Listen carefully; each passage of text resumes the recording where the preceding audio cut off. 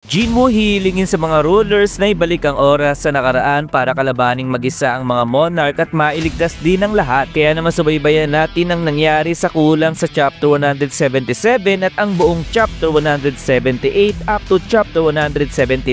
At kung bago ka lamang sa aking channel ay mag-follow and subscribe ka na upang maging updated ka sa ating solo leveling manhwa review. Maraming salamat, let's go! Sa pagbaba ng rulers ay sinabi niya kay Jinwoo na hindi niya alam kung paano niya pasasalamatan ng bida sa pagtapos nito sa kanilang digmaan, at sagot ni Jinwoo na meron siyang isang kahilingan na tangi ang mga rulers lamang ang makakagawa ng bagay na to. Gagawin daw ng rulers ang lahat as long na kaya ito ng kanilang kapangyarihan, at sagot ni Jinwoo na maaari daw ba nilang gamitin ng isang beses pa ang Cup of Reincarnation, at sagot ng rulers na sinasabi daw ba ni Jinwoo na gusto nitong ibalik ang nakaraang oras at panahon. Tama daw ang sinabi ng rulers, sagot ni Jinwoo, pero kapag ginamit daw nila ang tools ng God ay mananatili pa din ang memorya ng mga monarch, na ang ibig sabihin ay sa oras na mabuhay sila hindi mawawala ang kanilang memorya kung kaya't nais pa daw bang ipagpatuloy ito ni Jinwoo. Wika ni Jinwoo na kakalabanin niya raw ang mga monarch at mga army nito sa Dimensional Rift kung kaya't sana daw ay wag magpadala ng mga halimaw ang mga rulers sa Earth sa oras na bumalik ang oras. Binabalak daw ba ni Jinwoo na harapin ng mag-isa ang digmaan at bakit daw kailangan pa itong gawin sapagkat ilang beses na raw nilang ginamit ang Cup of Reincarnation pero hindi nila nagawa ang resulta na nakamit ng bida ngayon. Sagot ni Jinwoo na maraming buhay ang nawala dahil sa digmaang ito kung kaya't nais niyang buhayin muli ang lahat, pero sagot ng rulers na malapit nang masira ang Cup of Reincarnation at kung mabigo si Jinwoo ay hindi na nila maibabalik pa ang nakaraan. Kung titigil daw si Jinwoo ngayon ay hihirangin siyang bayanin ng mga tao na siyang pumigil sa mga monarch, pero kapag nagpatuloy ito ay walang makakaalala sa kanya, at kung matatalo ito ay naroon lamang ang mga rulers para sa kanya, at kung manalo naman ito sa laban ay walang babati sa kanya sa kanyang pagkapanalo. Tanong muli ng rulers na gusto pa rin daw bang ibalik ni Jinwoo ang oras, pero ang bida ay napangiti lamang at inalala ang kanyang pamilya, ang kanyang baby Cha, ang mga taong nakakakilala sa kanya, at muli niyang sinabi na gusto niyang ibalik ang oras. So nais daw palang iligtas ni Jinwoo ang mundo gamit ang kanyang sariling lakas, at papasinin daw nito ang lahat ng mag-isa lamang na parang si Ashburn ng dating Shadow Monarch. Sana daw ay samahan si Jinwoo ng swerte sa kanyang gagawin, pero biglang tinanong ng bida kung ano ang mangyayari sa mga Shadow Soldier na wala pa sa nakaraan, at sagot ng rulers na ang nilalang na makakaapekto sa nakaraan ay mawawala at ang hindi naman ay mananatili pa rin. Napangiti si Jinwoo at handa na raw siya sa susunod na mangyayari, at sisimulan na ng rulers ang paggamit sa Cup of Reincarnation, at sa pagliwanag ng Tool of God ay nagsimula ng bumalik ang panahon at oras. Pinakita ang eksena kay Jinho, pinakita ang eksena sa kanyang pamilya, ganun din kay Mr. Wu, kay Yu Zigang at kay Thomas, sa dalawang kolokay na laging nag-aaway, at sa kanyang minamahal na baby Cha. Sa pagliwanag at udyat ng pagbabalik ng oras ay pinakita ang isang building kung saan ito ang bahay ng ating bida, at ginigising ni Gina si Jinwoo. Dinig ni Jinwoo ang pagpunta ni Gina para maligo, at naaamoy niya ang niluluto ng kanyang ina, at amoy na amoy niya ang kanyang sariling amoy sa loob ng kanilang bahay. Tinawag ni Jinwoo bilang father ang kanyang ama, at sagot sa kanya nito na father, hindi ba daddy? At dito ay napaluhan na si Jinwoo dahil sa palagay niya raw ay nanaginip siya ng masama. Kasama daw niya ngayon ang kanyang kapatid at ama, malusog ang kanyang ina, at ito na raw ang huli niyang pagkakataon para itama ang lahat upang baguhin ang kanilang hinaharap. Pero e-enjoyin muna daw niya kahit saglit ang sandaling ito bilang reward niya sa kanyang sarili, at aware naman daw siya sa mga oras na ito ay naghahanda na ang mga monarch para sa digmaan. Nais niya raw magkaroon ng mapayapang oras kahit sa sandali lamang, at nakita ng kanyang ina ang isang sulat kung saan sinabi ni Jinwoo na may bagay lamang siyang aasikasuhin at babalik din siya sa oras na matapos ito. Pinakita naman si Beru kung saan nagawa nitong maputol ang ulo ng isang halimaw, habang si Bellyon naman ay sandamakmak ng mga halimaw ang mga pinatay, kung saan nasa mundo sila ng kawalan na sobrang dilim at sobrang lungkot kung wala silang ginagawang pakikipaglaban. Ngayon ay kaharap na ni Jinwoo si Yogumut kung saan nagawa niya itong patayin dahil ito ang nagsimula ng lahat, at 27 taon na ang nakakaraan simula nang pumasok siya sa Dimensional Rift. Mukhang ang mahaba daw niyang pakikipaglaban ay malapit nang matapos dahil ang natitira na lamang nakalaban ngayon ay walang iba kundi ang Dragon King kasama ang army nito. Masaya daw si Jinwoo dahil naiiba ang takbo ng oras sa Dimensional Rift kung ikukumpara sa labas, at sa palagay niya ay 2 taon na ang nakakalipas, at kamusta na raw kaya ang kanyang ama at ina, at gaano na daw kaya lumaki si Jin, at sana daw ay mas pinaliwanag pa niya ng maigi ang kanyang gagawin. Wika ni Bellio na tapos na raw sila sa lugar na yun at wala nang natitirang kalaban pa, at sagot ni Jinwoo na hindi raw sila matatalo sa pangalawang pagkakataon at binanggit niya na ang magic board na araw sa iba't ibang mga halimaw ang nagpakita. Pinakita naman ang lugar kung nasaan si Antares kung saan alam niya na napatay na si Yogomut at sinabi ng isang dragon na kailangan na raw lumayo ni Antares, pero sagot nito na pagod na siyang tumakas at mananatili siya kung nasaan sila upang kalabanin ng Shadow Monarch. Nabibilib daw si Antares sa ginawa ni Jinwoo dahil hindi niya inaasahan na gagamitin nito ang Cup of Reincarnation upang ibalik ang oras dahil akala niya ay magkikita sila sa Eternal Rest, pero ngayon ay pares pa silang nabubuhay. Sa kanilang dalawa daw ay may kailangang matulog ngayon ng tuluyan at siya raw si Antares. At ano raw ang pangalan ng ating bida? Sagot naman ni Jinwoo na siya raw si Song Jinwoo at may huling mensahe pa raw bang nais sabihin si Antares. Sagot ni Antares na wala na siyang ibang sasabihin pa kung kaya't ang dalawa ay sumugod sa bawat isa at nagtamaan ng kanilang mga sandata, ganun na din ang kanilang mga alagad na handa na para sa huli nilang paglalaban. Sa mundo ng mga tao ay 2 taon na ang nakalipas simula nang umalis si Jinwoo at nabulabog ang mundo dahil sa salita ng isang manghuhula na ang Panginoon ay bababa sa kanilang mundo. Normally ay hindi dapat ito papansinin ng mga tao, pero ang nagsabi nito ay walang iba kundi si Mrs. Norma dahil ang God of Death ay darating na kasama ang mga kampo nito at walang sino man ang makakatakas sa kanila. 2 years ago ay nagbukas ang third eye ni Mrs. Norma kung saan nahulaan niya ang pagkamatay ng president ng Korea, ang pagkidnap ng mga terorista, ang pagbaba ng stock market at marami pang iba. 100%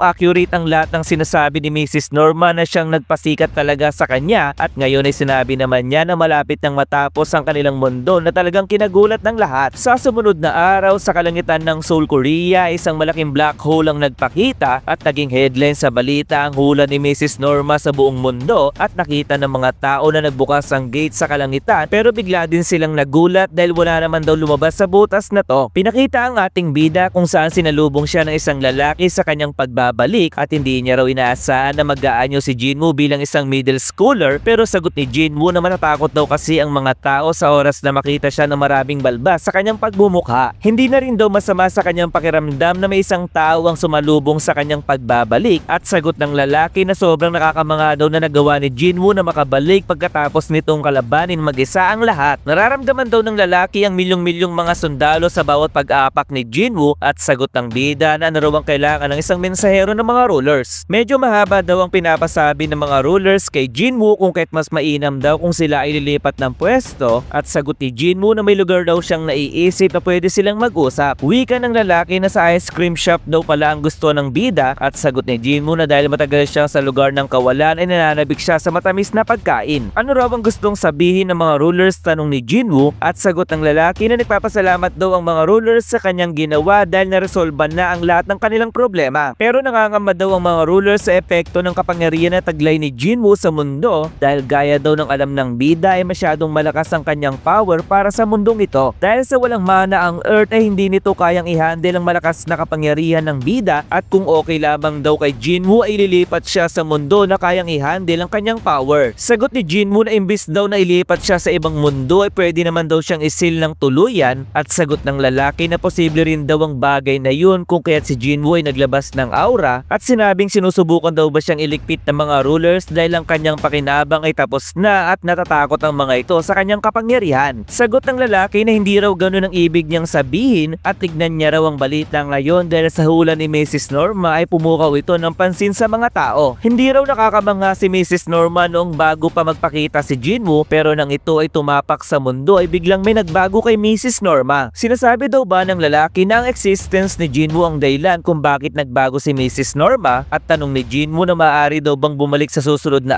araw ang lalaki, at nagpaalam na dito ang lalaki ayon sa kagustuhan ni Jinwoo. Sa isip ni Jinwoo na kung ang lahat ng nilalang ay may kanya-kanyang layunin kung bakit sila nabuhay, at sigurado raw siya na ang kanyang purpose ay kalabanin at talunin ng mga monarch. Ang kanyang kapangyarihan daw ay parang isang nuclear bomb na magiging delikadong lason sa mandang huli, at papasok na dito ang katanungan kung kailangan pa ba siya ng mga tao. Isang familiar na itsura ang nasa gilid ni Jinwoo na sobrang niyang kinabigla kung kaya't agad itong lumabas ng pinto upang tignan ng babaeng ito, at muli siyang napatanong kung mananatili pa ba siya sa mundong ito. Sa isip ni Baby Chan na ganun daw ba talaga kabango dati ang amoy ng ice cream, kung saan familiar ang eksenang ito kung saan una silang nagkita ng ating bida. Kung magbibigay daw siya ng isang rason para manatili sa mundong ito ay isang bagay lamang ang kanyang sasabihin at ito ay dahil nandito pa ang mga taong kanyang minamahal, ang mga taong nagmamalas sa kanya ngayon at mga nagmamahal noon sa kanya. Mga dati niyang nakasama na ngayon ay hindi na siya kilala at mga dati niyang kinalaban at pinatay, mga taong niligtas niya sa kamatayan, mga taong hindi matapos-tapos ang pagpapalakasan, mga taong malalaki ang ulo at sapat na raw ito para siya ay manatili sa mundo. Kung kaya't mananatili daw siya sa planet Earth upang maganap pa ng ibang rason para magpatuloy siyang mamuhay. Sa pagharap ni Baby Cha ay makikitang batang-bata pa ang itsura nito kung saan nagkita na muli silang dalawa ni Jinwoo upang ipagpatuloy na ang kanilang nauntol na bimbangan.